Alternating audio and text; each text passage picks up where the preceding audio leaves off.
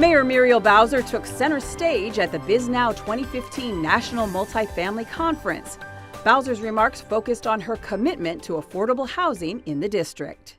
I'm here to talk 5 minutes about why DC is investing in affordable housing.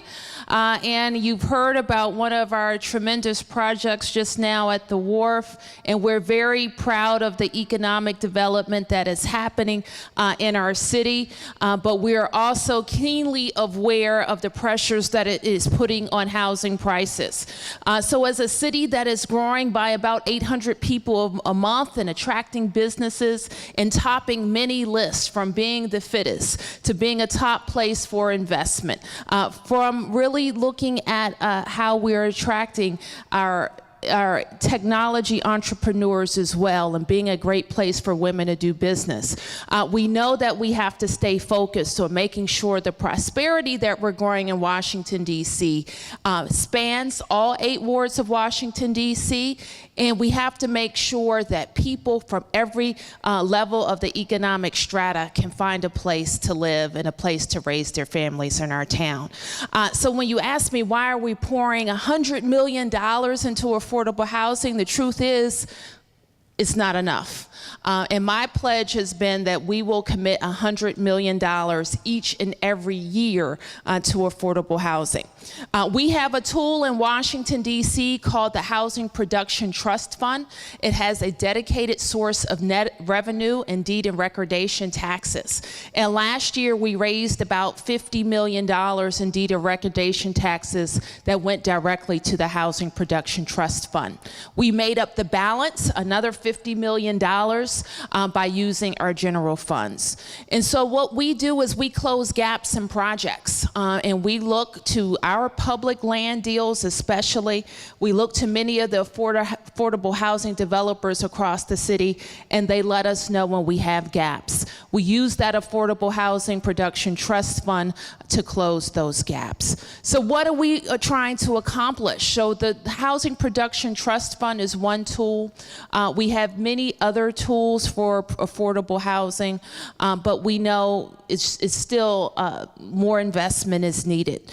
We think in 4 years in our administration, we'll be able to create and preserve 7,500 units of affordable housing using that tool, focused on inclusionary zoning in the district, and also focused on how we use our public land to create affordable housing. I was very supportive of a law in Washington, D.C. that requires any public land deals to include 30% below market rate units, or 20% if it's not adjacent to a metro station area. And we think that will also help us preserve units. I started a housing preservation strike force because in addition to having to build more units, we know that we have many vulnerable units in Washington, D.C. that have been for years below market rate because of federal tax credits, which will expire over the next decade. The last thing that I'll say about our strategies is how can we work with the private sector to preserve and renovate and make new again public housing units as well. We have 8,000 public housing units in Washington, D.C., and they're in various stages of disrepair. So when I think about all we have to accomplish, we have to work with, we're working with the private sector to build new units, we're preserving the units that we have, we're investing in the tools like the Housing Production Trust Fund. We want to make work better in our city, our inclusionary zoning laws and our other zoning requirements for affordable housing. And we're looking for ideas, interest, and investment from the private sector about how we can remake public housing in Washington, D.C. So why are we pouring $100 million this year and next year and the year after that into affordable housing? It's because when people think of Washington, they love our diversity. They love that you can have an experience across all 8 wards of the district. They love that families can live in Washington.